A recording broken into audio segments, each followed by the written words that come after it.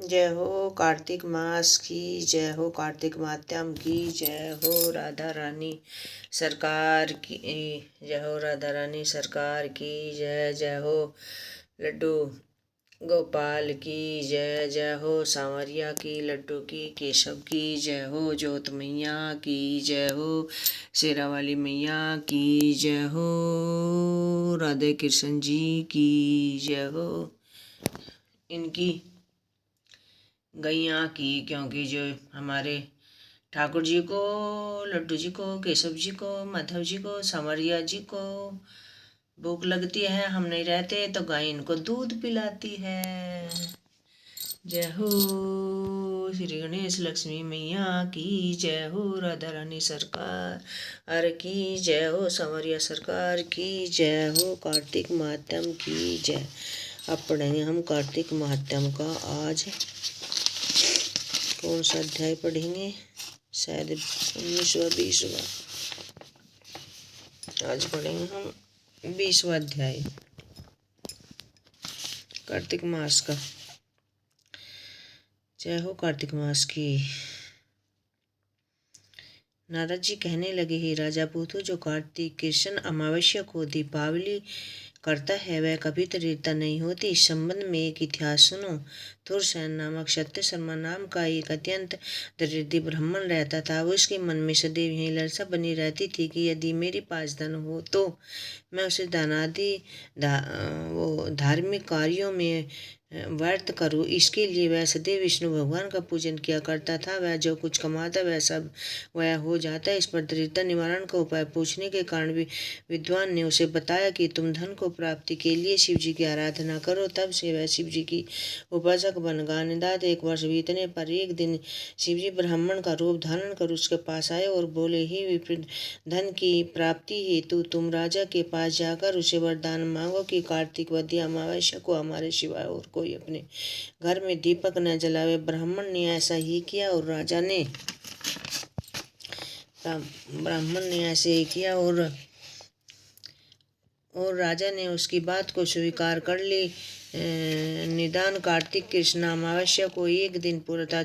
चतुर्थी को सत्य शर्मा ने राजा के पास जाकर उसको स्मरण कराया कि उसी समय राजा ने सारे शहर में ढिंढोरा पिटवा दिया कि अमावस्या को कोई भी घर में दीपक न जलावे। राजा की आज्ञा के अनुसार अमावस्या की रात्रि को किसी ने दीपक नहीं जलाया। जब रात्रि को लक्ष्मी जी नगर में आई तो देखा कि सारा नगर में अंधेरा है, मगर एक ब्राह्मण का घर खूब सजा हुआ है, साथ ही दीपमाला से जगमग हो रहा है। लक्ष्मी जी प्रसन्न होकर जब उस घर में जाने लगी तो ब्राह्मण ने उनका रास्ता रोक लिया और कहने लगा, ये बदरे, तुम्हारा पति अति कठोर है और तुम अति चंचल हो, इस कारण तुम हमारे घर में प्रवेश मत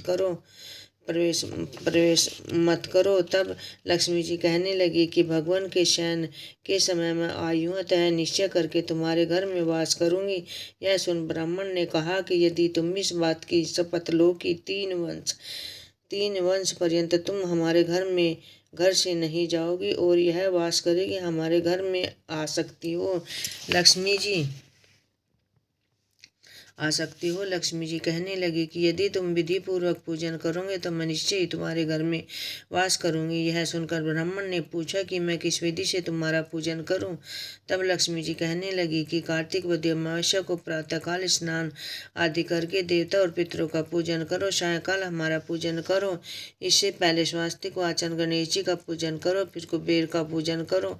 संकल्प रखे तपश्चात लक्ष्मी जी का पूजन करे। ऐसा स्वरूप लक्ष्मी जी के कमल के आसन पर स्थित कमल पुष्पों की माला धारण किए, कमल जैसे नेत्र वाली, गंभीर नाभि वाली, स्तन के भार से नम्र सुंदर वस्त्र वाली, देवता के हथियार द्वारा मणियुक्त गढ़ों से स्नान करने वाली, कमल पुष्प हाथ में लिए ऐसी लक्ष्मी मेरे घर में निवास करे। सर्वप्रथम लक्ष्मी जी को आसन दे, फिर पादार्थ, आचमन, स्नान, वस्त्र, धूप, नैवेद्य आदि तांबुल, सुपारी, इन सब वस्तुओं को अर्पण करके नमस्कार करे, दीप जलावे। तब तामस रात्रि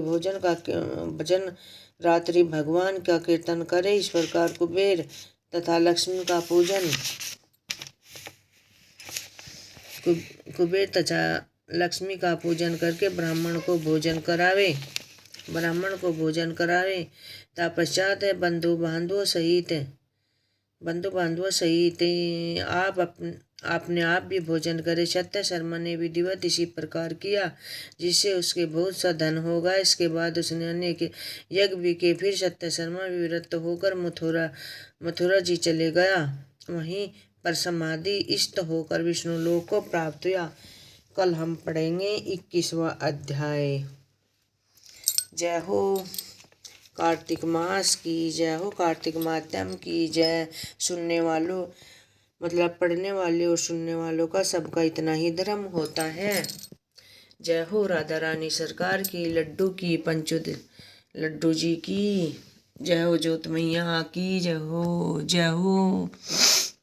जय हो श्री गणेश लक्ष्मी मैया की जय हो, सारी देव देवताओं की। भगवान जी सबके घर में धन्य ध्यान भरो और हमारे घर में भी धन्य और ध्यान भरो। जय हो राधा रानी सरकार की।